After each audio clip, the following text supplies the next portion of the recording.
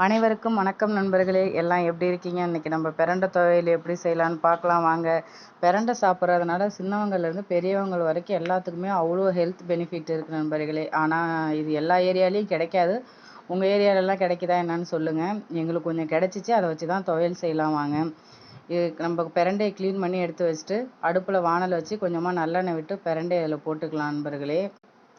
இதில் தேவையான அளவு புளி சேர்த்துக்கோங்க. புளி சேர்த்து ஒரு கிளறிட்டு காரத்துக்கு உங்களுக்கு வரமிளகாய் எத்தனை வேணுமோ அத்தனை சேர்த்துக்கோங்க. நான் வந்து ஒரு 8 வரமிளகாய் சேர்த்துக்கிட்டேன். கூடவே தேவையான அளவு கல் உப்பு போட்டுக்கோங்க.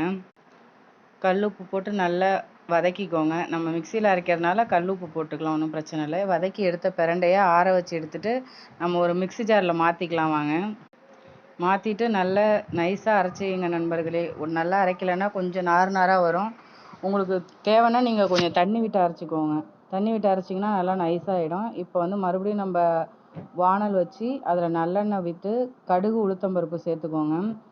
சேர்த்துட்டு நம்ம அப்படியே அரைச்சி வச்சுருக்கிற அந்த பிரண்டை பேஸ்ட் வந்து நம்ம அப்படியே இதில் ஊற்றிக்கலாம். ஊற்றிட்டு நல்லா கிளறிக்கோங்க. நல்லா கிளறிக்கணும் ஃப்ரெண்ட்ஸ். இது ரெடி ஆகிறதுக்கு எப்படியும் ஒரு 20 நிமிஷம் ஆகும். இதில் இருக்கிற அந்த தண்ணி எல்லாமே சுண்டி அந்த கலர் ஃபுல்லாக மாறி இது ஒரு அல்வா பதத்துக்கு வரும். அந்த அளவு வர வரைக்கும் நம்ம நல்லா மிக்ஸ் பண்ணி கிளறிட்டே இருக்கணும். அடுப்பு வந்து ரொம்ப ஸ்லோ ஃப்ளேமில் வச்சுக்கோங்க. அப்போ தான் அடி பிடிக்காமல் இருக்கும். இந்த மாதிரி நீங்கள் ரொம்ப சுண்டு வதக்கி செய்யும்போது உங்களுக்கு வந்து சீக்கிரம் கெட்டு போகாது.